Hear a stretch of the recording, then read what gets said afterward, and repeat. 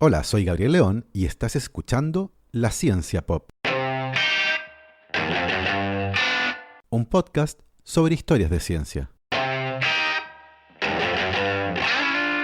En 1824, un excéntrico geólogo inglés describió los primeros restos fósiles de un dinosaurio, lo que generó una fiebre por encontrar más de estos restos, empresa que detonó una verdadera guerra entre dos paleontólogos en Estados Unidos. De vuelta en Europa, el afán por encontrar en ese continente restos humanos antiguos sufrió dos golpes: el engaño y la desilusión. La historia termina con un niño que murió hace 2,5 millones de años atrás, muy probablemente por no haber mirado hacia arriba suficientemente rápido. Y les recuerdo que si les gusta este proyecto y lo quieren apoyar, lo pueden hacer a través de mi página en Patreon. Para eso vayan a www.patreon.com/lacienciapop y se pueden inscribir tal como lo han hecho Sebastián Toledo, Alberto Montt y Laura, Claudia D'Alenson, Diego Molina, Macarena Vergara, Pedro Maldonado, Hernán y Lucas Castillo, Chuchurex, Sandra Galás, Ana Lucía Luna, Cristian Subiabre, Romina Mationi, Simón Castillo Riedemann, Diego Socias, Luciano Cisterna, Ricardo Yáñez, Fernando Montenegro, Matías van der Straten, Francisco Soto, la familia Flores Noguer, Leonor Echeverría, Sergio Espinosa, Rafael Hidalgo, Marcela Martínez, Cristóbal Orellana, Diego Riquelme, Gastón Bravo Arrepol, Ignacio Rojas Santelices, Julieta Cortés Espinosa, Cazuela Gallardo, Constanza Jabal, Florencia Castañeda, Diego Caro y Bernardo Arévalo. Muchísimas gracias a todos.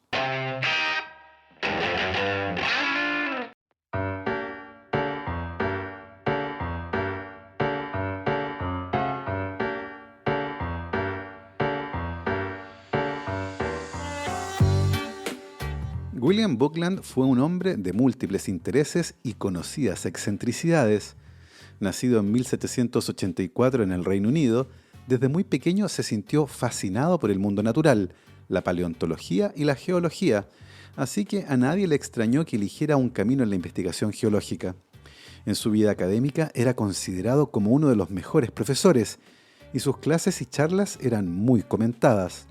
Orador apasionado, usualmente se paseaba en clases con el cráneo de una hiena en sus manos, subiendo y bajando las escaleras del anfiteatro. En un momento determinado, bajaba corriendo la escalera para situarse enfrente de algún estudiante que estuviera en la primera fila y le preguntaba casi gritando: ¿qué gobierna al mundo?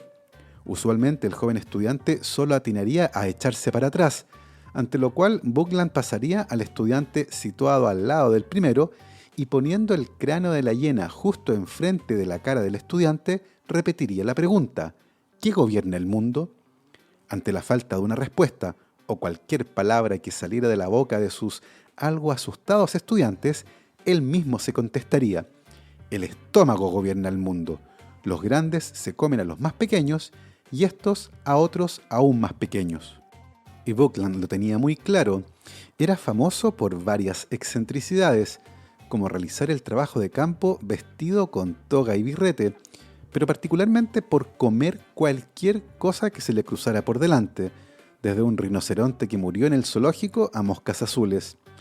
Cuenta una historia que es imposible de confirmar, que un día, mientras participaba de una comida, el anfitrión comenzó a presumir de una de sus posesiones más preciadas: un trozo del corazón momificado del rey Luis XIV. Lo trajo a la mesa y lo hizo pasar de mano en mano hasta que llegó a las manos de Buckland, cuando éste habría dicho: he comido muchas cosas curiosas en mi vida, pero nunca el corazón de un rey, y acto seguido se comió el corazón. Como les decía, es imposible confirmar la veracidad de esta historia, pero hay algo en la vida de Buckland que es muy interesante y que sí podemos confirmar. En 1824, y luego de haber reunido varias piezas de evidencia fósil, presentó a la Sociedad Geológica de Londres un artículo científico en el que describía algo que él llamó Megalosaurus, del latín lagarto gigante, un animal que se convirtió en el primero de la familia de los dinosaurios en ser reconocido. Este descubrimiento dio origen a una serie de descubrimientos relacionados, generando un frenesí por descubrir fósiles de dinosaurios y darles un nombre, Y aunque muchos de ellos terminaron casi por defecto en la bolsa de los Megalosaurus, hoy la única especie que pertenece a ese género es el Megalosaurus bucklandi, nombrado así en honor a William Buckland.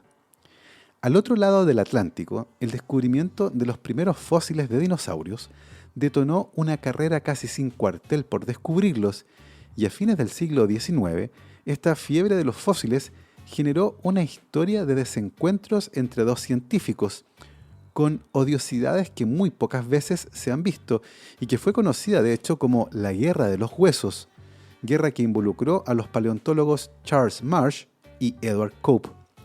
Ambos provenían de familias muy distintas. Marsh había vivido en la pobreza y solo logró estudiar gracias al apoyo de su tío, el filántropo George Peabody, que al morir le dejó una pequeña fortuna. Cope, por otro lado, provenía de una familia adinerada y se consideraba a sí mismo como parte de la élite económica e intelectual de Estados Unidos. Al principio, la relación entre ambos fue amigable. Se habían conocido en Berlín en 1864, 40 años después del descubrimiento del Megalosaurus, y habían pasado varios días juntos en una expedición en la que ambos nombraron especies en honor del otro, Best Friends Forever. Sin embargo, con el paso del tiempo, su relación dejó de ser amistosa, en parte debido a sus fuertes personalidades. Cope era irascible y tenía un fuerte temperamento, mientras que Marsh era algo más calmado e introvertido. Sin embargo, ambos eran belicosos, muy dados a los conflictos y tremendamente desconfiados. Sus diferencias, claro está, también se extendían al ámbito académico y tenían visiones distintas sobre la evolución y la selección natural. Cope y Marsh hicieron uso ilimitado de sus recursos económicos para hacerse de los mejores fósiles y enviaron a equipos de excavación que arrasaron por todo el oeste estadounidense en busca de restos de dinosaurios, a menudo nombrando a la misma especie más de una vez, en un intento por obtener el mayor prestigio y mezclando en ocasiones huesos de diferentes dinosaurios.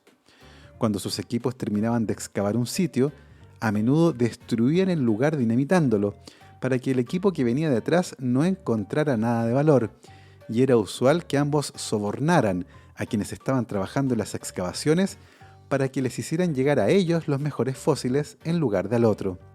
La rivalidad entre ambos se hizo aún más fuerte cuando Cope publicó una descripción errónea de un Elasmosaurus, ya que puso el cráneo del animal en su cola corta en lugar de su cuello largo. Para ocultar este error, Cope intentó comprar todas las copias de la revista en la que había publicado su descripción, pero Marsh se había enterado e hizo todo lo posible por publicitar el error. Los dos paleontólogos se criticaban mutuamente en sus publicaciones académicas, algunas veces de manera directa y en otras ocasiones con sutiles indirectas. En el camino, eso sí, descubrieron muchos dinosaurios muy conocidos, como el Triceratops, Stegosaurus y Apatosaurus. Hacia el final de sus carreras, ambos hombres estaban completamente arruinados, económica y socialmente. Habían gastado hasta el último centavo que tenían, tratando de ganar una guerra que había dejado como saldo un daño gigantesco a la reputación de los paleontólogos estadounidenses en Europa y con muchas especies mal identificadas en el apuro por acumular más y más fósiles a su haber. ¿Quién ganó esta guerra? Bueno, se dice que Marsh, ya que logró identificar 80 especies de dinosaurios y Cope 56. Debido a las deudas derivadas de su obsesión por encontrar fósiles y ganarle a Marsh, Cope perdió su casa y terminó durmiendo en un catre en su oficina. Ahí murió en 1897 cuando solo tenía 56 años, completamente solo y rodeado de fósiles. Antes de su muerte había pedido que su cuerpo fuera donado a la ciencia, pero especificando que su esqueleto debía ser preparado y preservado, mas no exhibido. Originalmente su esqueleto fue conservado por la Sociedad Antropométrica Americana, y más tarde, en 1966, su esqueleto fue entregado en una caja al Museo de Antropología de la Universidad de Pensilvania. Un distinguido profesor de antropología que trabajaba en el museo, llamado Loren Eiseley, se obsesionó con el esqueleto de Cope y se lo llevó a su oficina, donde era llamado cariñosamente Eddie por las personas que trabajaban con Eiseley, que incluso lo decoraban en época navideña. Era tal la obsesión del profesor con los restos de Cope que no fue tan sorprendente que pidiera ser enterrado con ellos. Eiseley murió en julio de 1977 y un sobrino intentó dar cumplimiento al último deseo de su tío. Si bien sacar los huesos desde la oficina de Eiseley no fue tan problemático, sí se hizo imposible meter los huesos dentro del ataúd de su tío sin que los funcionarios de la funeraria se enteraran, así que volvió con los restos de Cope al museo, donde éste por fin pudo descansar en paz. Hasta el estreno de la película Jurassic Park. En ese momento se desató toda una dinosauriomanía, y un documentalista que estaba trabajando en una historia relacionada con esta nueva fiebre de los dinosaurios y que tenía planeado entrevistar a paleontólogos por todo Estados Unidos, se enteró que los restos de Cope estaban en una caja en el Museo de Pensilvania y consiguió que un profesor se los prestara para algunas tomas. El documentalista, sin embargo, tomó el cráneo de Cope y se lo llevó en su gira por Estados Unidos. Le mandaron a hacer una caja de madera forrada en terciopelo y cada vez que bajaban a comer se la llevaban para no dejarlo abandonado. ¿Tienes a Ed? Se convirtió así en una frase típica del grupo para asegurarse de que alguien llevaba el cráneo, que se convirtió, por cierto, en un gran tema de conversación con los paleontólogos que entrevistaban. Era como llevar a George Lucas a una convención sobre Star Wars. Pero había un problema. En el museo no tenían idea de que el documentalista se había llevado el cráneo. El Museo de Pensilvania exigió de vuelta los restos de Cope y en ese momento además se enteraron de que el profesor Eiseley, el mismo que quería ser enterrado con los restos de Cope, había prestado el cráneo a un artista del museo en 1970 y no estaban seguros si había regresado el cráneo correcto. Solo quedaba confiar. La fiebre por encontrar fósiles no fue algo que había ocurrido solo en Estados Unidos. En Europa, y particularmente en el Reino Unido, esa obsesión por encontrar huesos antiguos tenía además un agregado: encontrar los restos humanos más antiguos. A inicios del siglo XX, muchos creían que la cuna del hombre moderno, del Homo sapiens, debía ser Europa, continente donde había vestigios de actividad humana y que parecía el lugar más evidente como cuna de la humanidad. Esto a pesar de que Charles Darwin había planteado la hipótesis de que la cuna del hombre estaba en África, algo que muchos consideraban casi una blasfemia. Europa debía ser el lugar en el cual el hombre se separó de los simios y debería existir, por lo tanto, alguna pieza de evidencia fósil que lo demostrara. Este supuesto fósil que conectara a ambas especies, simios y humanos, llegó a ser llamado como el eslabón perdido, una idea que en términos evolutivos no tiene sentido, ya que es similar a intentar encontrar los peldaños en un resbalín. Sin embargo, la búsqueda de esos restos, que estuvieran a medio camino entre simios y humanos y que confirmara la historia evolutiva de nuestra especie, se convirtió en una empresa de la más alta prioridad. A inicios del siglo XX, científicos de Bélgica, Francia y Alemania descubrieron varios fósiles de humanos tempranos que arrojaron luz sobre nuestra evolución. Entre estos hallazgos se encuentra un fósil de mandíbula de una especie conocida como Homo heidelbergensis, restos de 600.000 años de antigüedad encontrados en Alemania en 1907. A esa altura, los vínculos geopolíticos entre el Reino Unido y el continente eran relativamente débiles, y las tensiones que saldrían a la luz en la Primera Guerra Mundial ya se estaban gestando. Los británicos miraban con algo de envidia estos hallazgos y querían encontrar a su propio hombre primitivo. Más aún porque los franceses se burlaban de los británicos sobre su falta de fósiles, llamándolos cazadores de guijarros.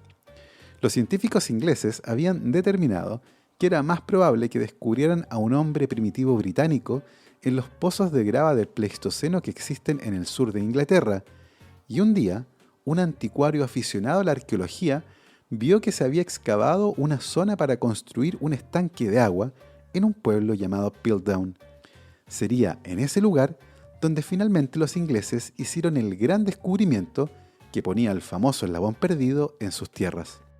En 1912, un anticuario aficionado a la arqueología llamado Charles Dawson escribió al Museo de Historia Natural de Londres afirmando que había descubierto el vínculo evolutivo perdido entre simios y humanos en un fósil que había excavado en el poblado de Piltdown. Según sus propias palabras, el hallazgo haría palidecer al de los alemanes. Los fósiles del hombre de Piltdown, como fueron conocidos mundialmente, se encontraron durante varios años e incluían una mandíbula y un conjunto de dientes, partes de un cráneo similar al de un ser humano y un diente canino. También había herramientas de piedra rudimentarias, huesos tallados y fragmentos de fósiles de mamíferos de la época del Pleistoceno. Los fósiles tenían el mismo color café rojizo oscuro que los pozos de grava circundantes y tenían una antigüedad máxima de 5 millones de años. Lo interesante de los restos del hombre de Piltdown es que la mandíbula se parecía a la de un simio, mientras que el cráneo parecía humano. Tomados en conjunto, los fósiles parecían sugerir que provenían de un animal con características tanto de simios como de humanos, y era por lo tanto el famoso eslabón perdido. Los ingleses habían encontrado por fin evidencia que ponía a la isla como la cuna de nuestra especie. Pero había un pequeño problema. El hombre de Piltdown era falso. En 1953, científicos del Museo Británico de Historia Natural y la Universidad de Oxford informaron que el fósil de Piltdown era en realidad una mezcolanza de huesos humanos y de orangutanes, ninguno de ellos con más de 720 años de antigüedad. Los restos habían sido meticulosamente desgastados con algún tipo de herramienta y teñidos con una solución de hierro para darles una apariencia más antigua, y además los dientes habían sido unidos a la mandíbula usando pegamento dental. Se trataba de una falsificación extraordinariamente hábil, y el engaño ha sido catalogado como inescrupuloso e inexplicable, uno que no tiene paralelo en la historia de la paleontología. Sin embargo, durante 40 años, el hombre de Piltdown fue considerado como uno de los hallazgos más relevantes de la historia. El descubrimiento de que los restos del hombre de Piltdown eran un elaborado fraude dejaba una gran pregunta sin contestar. ¿Quién habría hecho tal cosa y por qué? Una investigación publicada el año 2016 sugiere que la falsificación fue obra de un hombre, el arqueólogo aficionado Charles Dawson, quien fue el que descubrió los restos. No está del todo claro si Dawson actuó solo, pero independiente de aquello, las consecuencias fueron de largo plazo y tuvieron un fuerte impacto en las investigaciones sobre los orígenes evolutivos de nuestra especie. La creencia de que los humanos modernos evolucionaron en Gran Bretaña persistió durante 40 años y estaba tan arraigada que muchos científicos descartaron completamente otro fósil de un cráneo con características humanas, que era realmente significativo, pero que fue encontrado en el sur de África, una década después que el hombre de Piltdown. En 1923, el médico y neuroanatomista Raymond Dart y su esposa Dora viajaron desde el Reino Unido a Sudáfrica, donde el Dr. Dart tomaría un nuevo puesto de trabajo. Tenía 30 años y la verdad no estaba muy entusiasmado con la idea. Ya le había tocado viajar mucho durante su infancia y juventud y pensaba que dejar una ciudad como Londres para hacerse cargo del departamento de anatomía en una universidad nueva y pobremente equipada en Johannesburgo parecía un retroceso en su carrera. Sin embargo, su destino en Sudáfrica le tenía preparado algo mucho más grande de lo que jamás había soñado. El Dr. Dart quería establecer un museo anatómico en su nuevo departamento, y su atención giró hacia los cráneos fosilizados de babuinos, primates de tamaño mediano a grande, y cuyos restos fosilizados estaban siendo desenterrados en varias minas cercanas. Una tarde de sábado de 1924, y mientras estaba vistiendo para asistir a un matrimonio en el que oficiaría como padrino de bodas, recibió 2 cajas con fósiles que un colega le había enviado desde una mina en el poblado de Town, al oeste de Johannesburgo. Incapaz de contener su curiosidad y todavía a medio vestir, abrió las cajas en la entrada de su casa. La primera no parecía contener nada interesante, pero en cuanto miró en la segunda, sintió una especie de corriente eléctrica que le recorrió el cuerpo y la emoción lo desbordó. Encima del montón de fósiles estaba lo que, sin duda, era un molde endocraneal natural, una suerte de réplica del cerebro formado cuando sedimento geológico entra en la cavidad craneal y se solidifica. Si hubiera sido solo el molde endocraneal de cualquier especie de simio, se habría clasificado como un gran descubrimiento, ya que tal cosa nunca se había reportado. Pero Dart supo de un vistazo que lo que estaba en sus manos no era un cerebro cualquiera, era la réplica de un cerebro 3 veces más grande que el de un babuino y considerablemente más grande que el de un chimpancé adulto. Lo más interesante es que no era suficientemente grande como para pertenecer a un Homo sapiens, pero incluso para un simio adulto era un cerebro de proporciones gigantescas.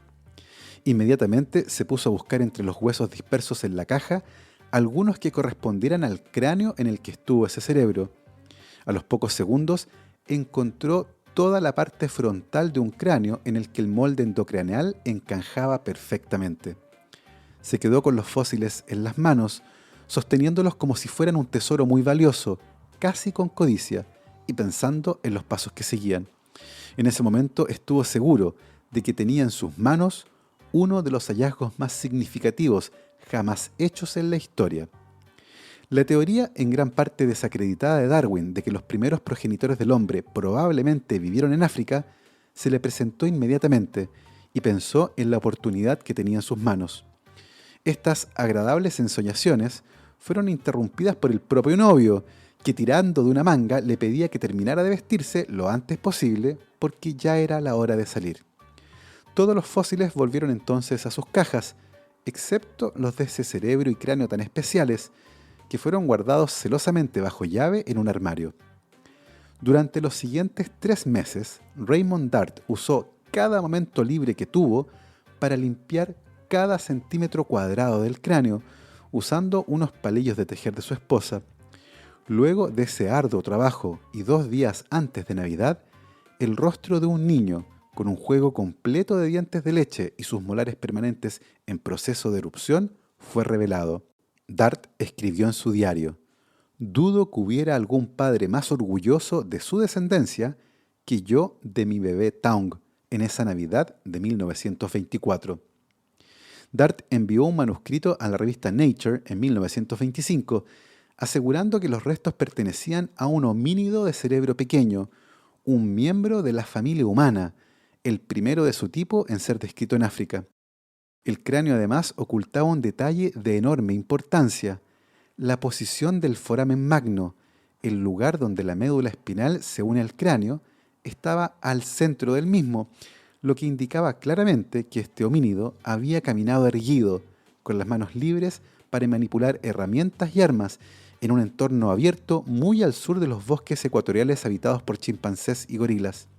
Finalmente, Dart afirmó que toda esta era evidencia clara de que África había sido la cuna de la humanidad y que el Australopithecus africanus, el simio del sur de África como él lo llamó, era una pieza clave en esa historia.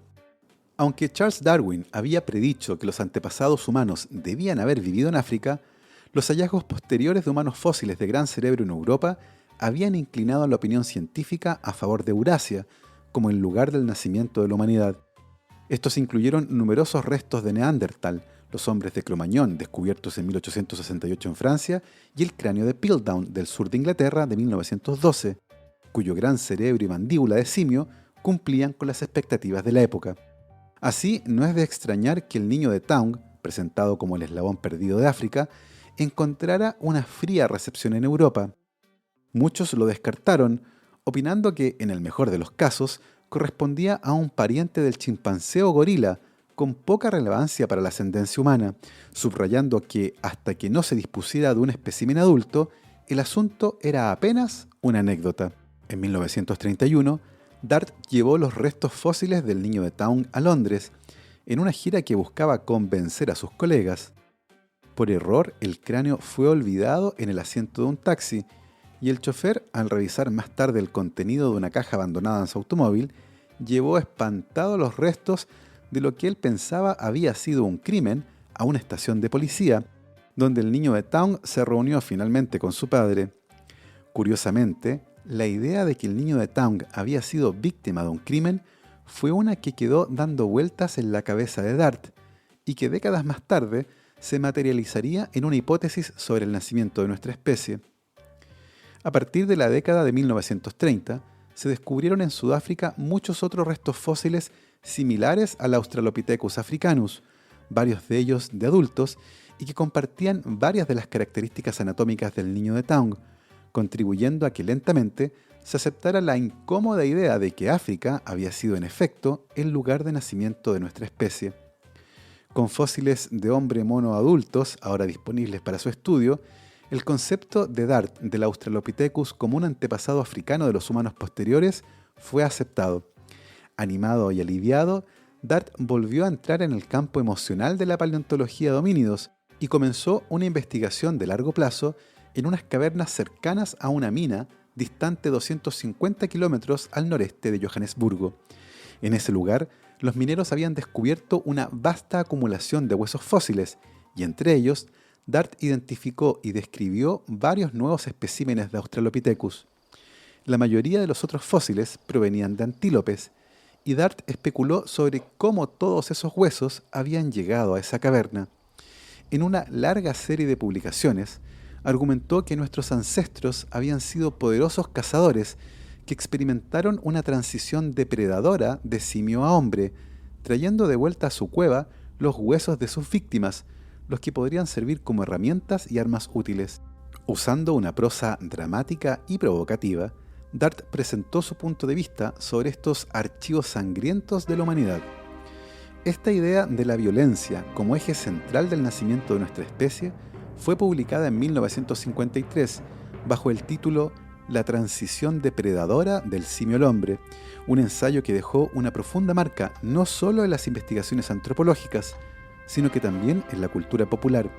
Son estas ideas sobre el violento despertar de nuestra especie las que inspiraron a una de las escenas más grandiosas de la historia del cine, la secuencia inicial de la película 2001, Una Odisea Espacial, conocida como El Amanecer del Hombre, y que muestra cómo el uso violento de herramientas para cazar animales y matar a los competidores jugó un rol central en la historia de nuestra evolución.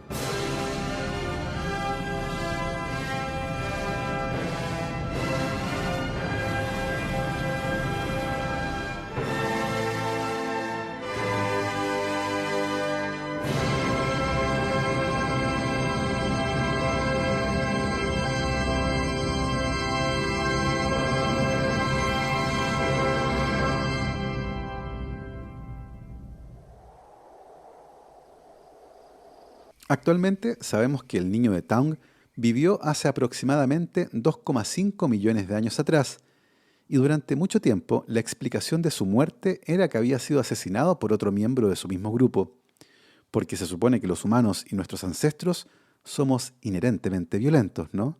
O al menos esa era la idea de Dart.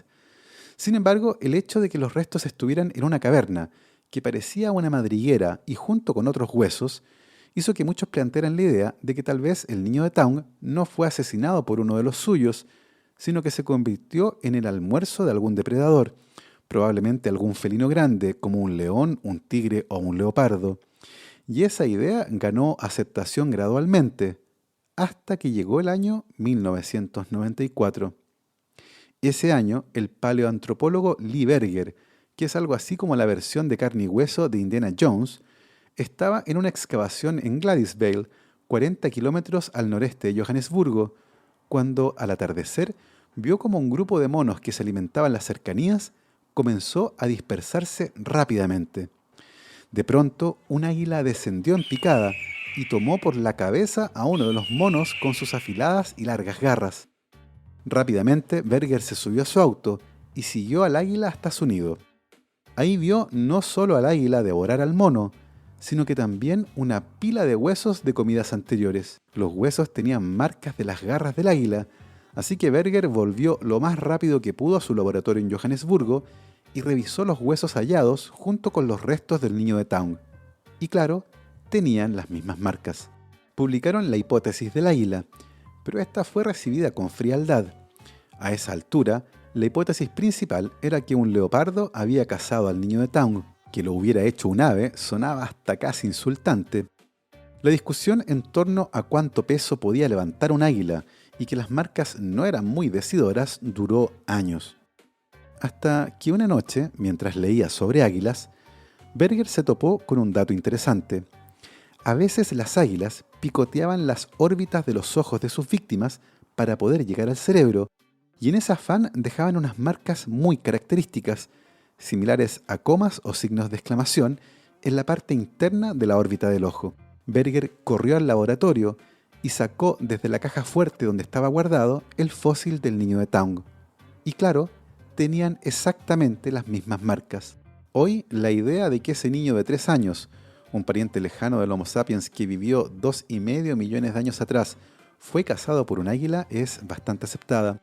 Berger, por su parte, cree haber contribuido a resolver un crimen que ocurrió hace mucho tiempo y que por otro lado nos permite entender por qué cuando vemos una sombra pasar a nuestros pies, levantamos rápidamente la vista, algo que tal vez el niño de Taung no alcanzó a hacer.